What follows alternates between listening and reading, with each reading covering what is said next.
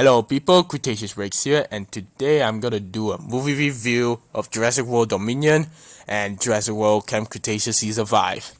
If you don't wanna hear any spoilers, please pause the video and watch it for yourself. Now, what are my thoughts of Jurassic World Dominion? It's okay. I mean, the locust part of it, like Lewis Doctor used the locust to affect the ecosystem, I think. I don't know, the story is just too boring for me to, and it's so forgettable for me that I just don't care. While the characters are okay, like Alan Grant and Ellie Sackler and Ian Malcolm's are the main goal of this one.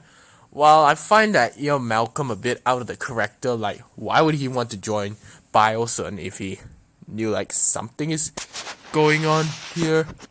While the new characters and the old cast characters interact, which is a nice one. And there are dinosaur screen times that are so lacking. Like, most of the dinosaurs, the new ones and the old ones from Fallen Kingdom, have like a few seconds of screen time, and the new ones even.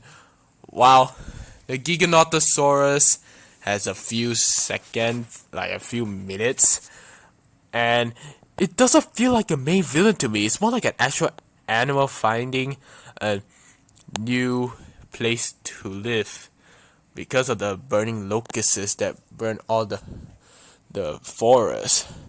And the final battle between the Giganotosaurus and T-Rex is like the every Tyrannosaurus Rex's weaknesses in Jurassic Park or world is basically dinosaurs that are larger than her or have slightly longer arms.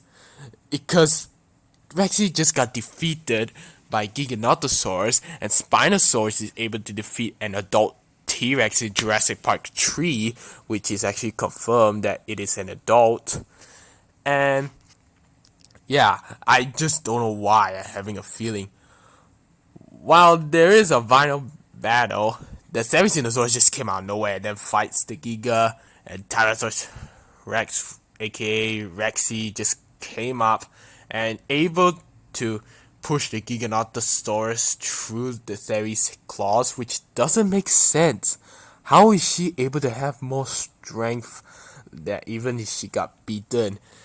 And yeah, I also saw there's a two Tyrannosaurus Rexes, which are confirmed to be the ones from the Jurassic Park The Lost World, which I feel like would have been better if they actually used those two instead of the Theres.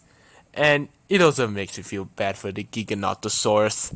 So my final thoughts of it is that it's okay, the story is meh, the characters are okay, dinosaurs could have been better, should have had more screen time, and my ranking for it is gonna be my fifth favorite. I prefer it a bit more than Jurassic World Fallen Kingdom, and I also think this is my least favorite. A way to end the Jurassic World franchise. So the rating I'm gonna give it is a 6.5 out of 10. So now let's go to Jurassic World Camp Cretaceous Season 5. And what are my thoughts of it? It's way better than Season 4 and better than Jurassic World Dominion in my opinion.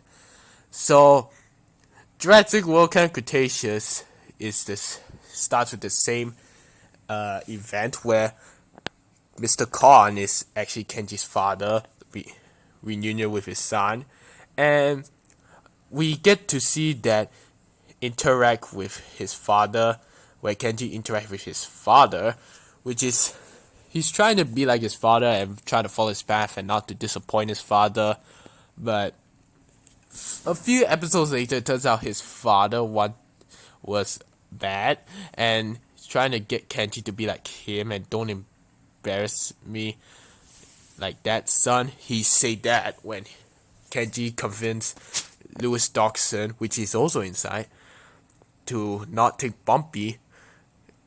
Which, yeah, I think all the characters are great. inside. While I even see that all the brats are still in there, but they have limited screen time. Good, good. That is pretty good actually. So, and then we got more dinosaur actions, which is way better than Jurassic World Dominion, like the Spinosaurus getting a mind control chip. Same with the Tyrannosaurus Rex, the two Velociraptors, and the campers decided to free the dinos. And for Cash's death is very satisfying because for what I've heard, he's actually the most hated character in Jurassic World Camp Cretaceous, and his death was by two Velociraptors when the campers scrambled the chips is actually pretty satisfying because Kenji was the one who messed with the Velociraptors with the drones. And I also like the fact that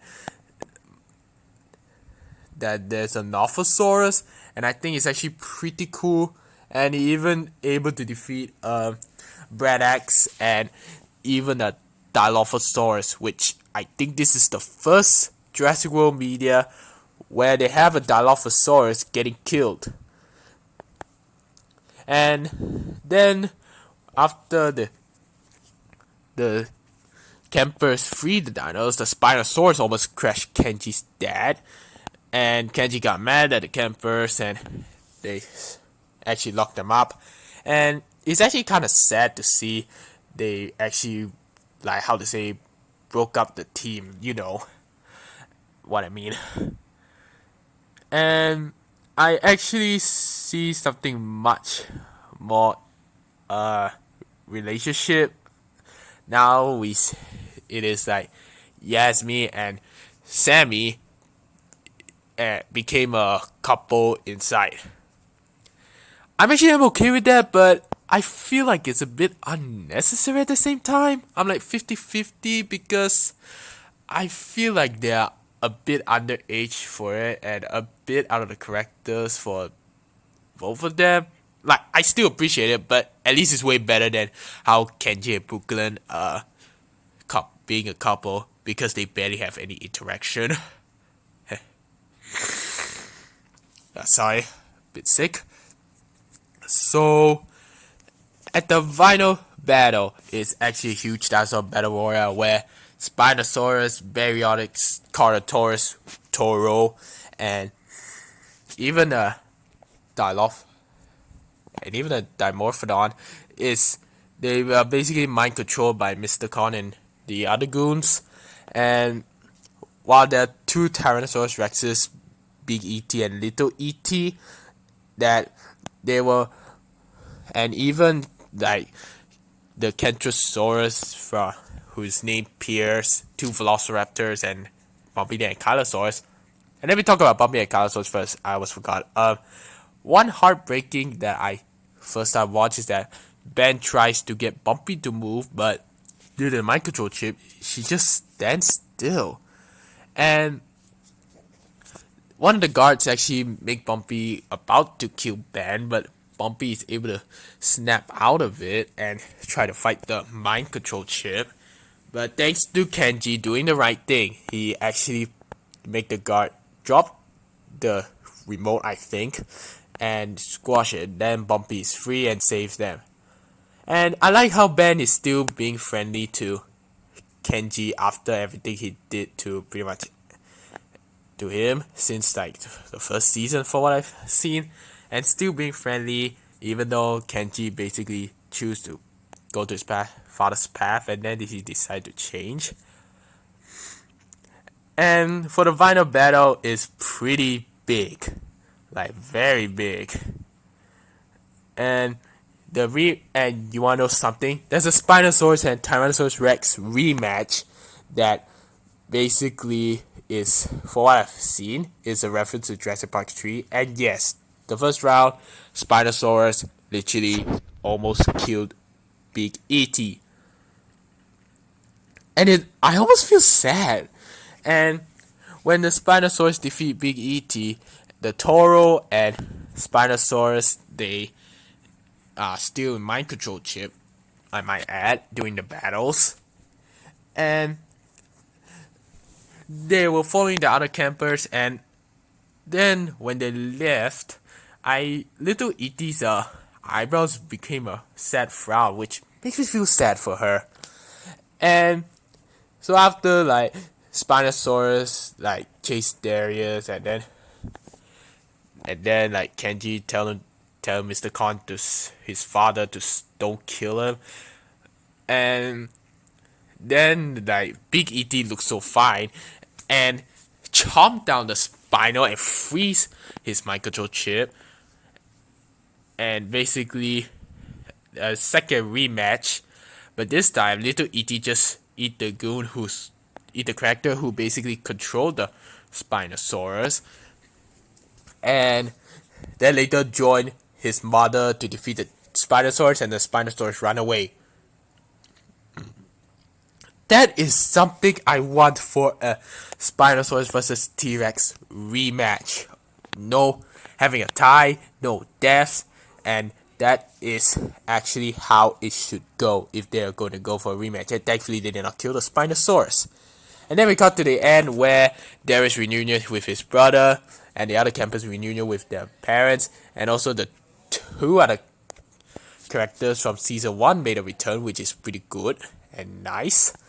And then we cut to Darius making a speech, and he's so growing old, and honestly I shed a tear because all the campers became adults already, and it's actually quite sad to see all of them grown up. So the adults, where Darius still looks sort of the same, but his voice is a bit different and he's taller, of course. While Kenji, as an adult, he looks like a Korean guy or a Japanese guy a bit. I don't know. There's something about his hairstyle that makes him look so Korean. While yes, me and Sammy does not change that much, except now, yes, me having her hair untied and long, and Brooklyn has the new hairstyle, and Ben, as an adult, he looks like Shady from Scooby-Doo, the way his hairstyle and shape.